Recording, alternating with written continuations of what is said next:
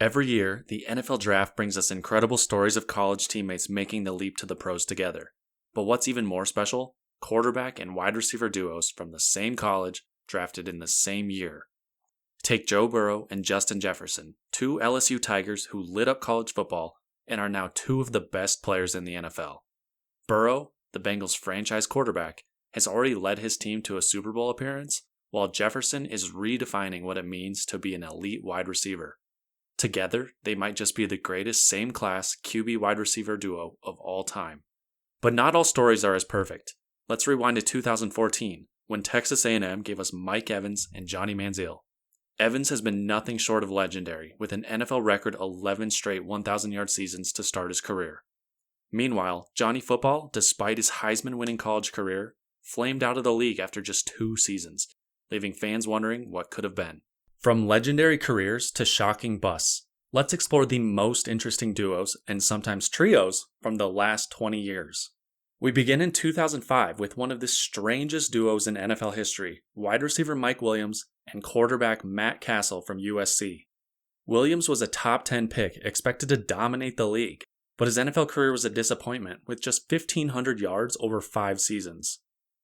On the other hand, his college teammate Matt Cassel, who never started a single game at USC, was drafted in the 7th round and went on to have a surprisingly solid NFL career, even earning a Pro Bowl nod in 2010. In 2007, LSU gave us one of the most infamous draft busts of all time, Jamarcus Russell, the first overall pick by the Raiders. His wide receiver teammates, Dwayne Bowe and Craig Davis, had very different careers. Bowe had over 7,000 receiving yards and even made second-team All-Pro, while Davis barely made an impact in the league. In 2008, Kentucky brought us an interesting trio. While quarterback Andre Woodson and wide receiver Keenan Burton struggled to make their mark, Stevie Johnson, a 7th-round pick drafted after both of his teammates, had a really interesting career. He had over 4,700 receiving yards and 36 total touchdowns. He also had 3 straight years of over 1,000 receiving yards and is often known for being one of the toughest matchups for Hall of Fame cornerback Darrelle Revis. 2010 was a tale of 2 extremes. Notre Dame's quarterback Jimmy Clausen, a 2nd-round pick, had just 7 career passing touchdowns. On the other hand, his teammate Golden Tate, drafted 12 picks later, became a reliable receiver with over 8,600 total yards and 49 touchdowns. And then there's Central Michigan. Quarterback Dan Lefevre never played a snap in the NFL, but his teammate Antonio Brown, drafted just 14 picks later, became one of the greatest receivers of his generation, earning 4 first-team All-Pro honors and over 13,000 total yards. 2012 gave us some of the biggest what-ifs in recent NFL history. Baylor's Robert Griffin III and Kendall Wright entered the league with high expectations. RG3's electric rookie season resulted in a playoff appearance and Rookie of the Year award, but injuries derailed his career. Wright, meanwhile, had a solid start but faded after 6 seasons. Oklahoma State's Justin Blackmon and Brandon Weeden were both first-round picks.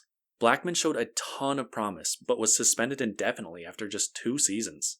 Weeden, the oldest first-round pick ever at 28, had a brief and unremarkable career for the Browns. In 2013, West Virginia sent an interesting trio to the NFL: Tavon Austin, Geno Smith, and Stedman Bailey. Austin never found a consistent role in the NFL, despite having one of the most electric college highlight tapes of all time. Geno Smith, after a rocky start to his career with the Jets, had a major resurgence with Seattle in 2022 and is now with the Raiders. Bailey sadly had to retire early after being shot in 2015. 2014 brought us 2 iconic duos. Ironically, one of those duos is not even 2 great players. It's Texas A&M's Mike Evans and quarterback Johnny Manziel. While Evans is surely a future Hall of Famer, especially after setting an NFL record with 11 straight 1,000-yard seasons, his college QB had the complete opposite career. Johnny Football won the Heisman and was one of the most fun QBs to watch in recent college football, but he flamed out of the league after just 2 seasons due to poor play and off-field issues. In that same draft, we saw Fresno State's Derek Carr and Davante Adams both drafted in the 2nd round. Adams and Carr have both had stellar careers, with Adams likely a future Hall of Fame receiver, and Carr has had over 40,000 passing yards and over 250 touchdowns.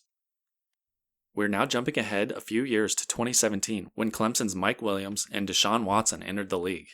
While maybe not quite meeting expectations, Williams has had a solid career with over 5,000 receiving yards.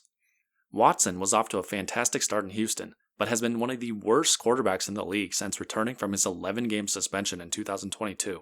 The Browns' trade with the Texans for Watson is now widely regarded as one of the worst in league history. In 2019, Oklahoma's Kyler Murray and Marquise Brown were both drafted in the first round.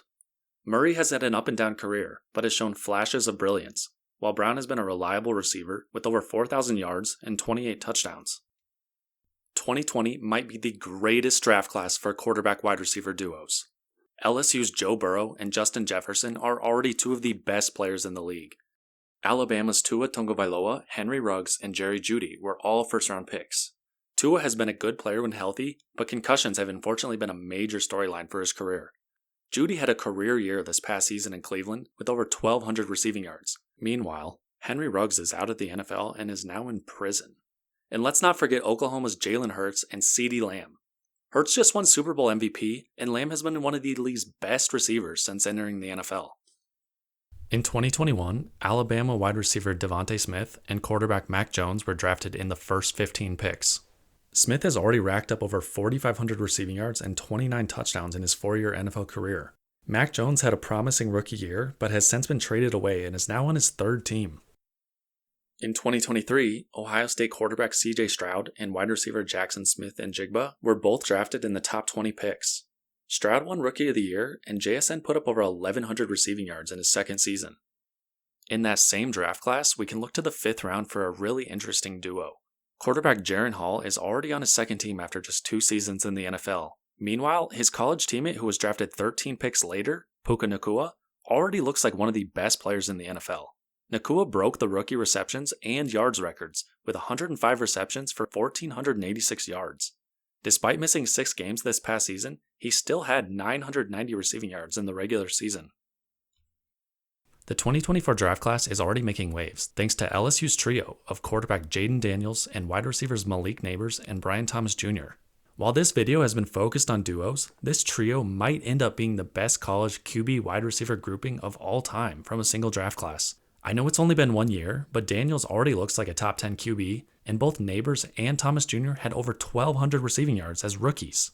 Not trying to be outdone by LSU, the Washington Huskies sent 3 receivers to the NFL in addition to first-round quarterback Michael Penix Jr.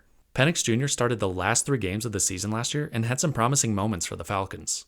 Wide receiver Rome Odunze had a really nice rookie year with over 700 receiving yards, and Jalen McMillan also had over 500 total yards and 8 touchdowns. From college campuses to NFL stadiums, these duos, and sometimes trios, have given us incredible stories of triumph, heartbreak, and everything in between. Let us know in the comments who you think will be the next great duo, or if you even see one in this class.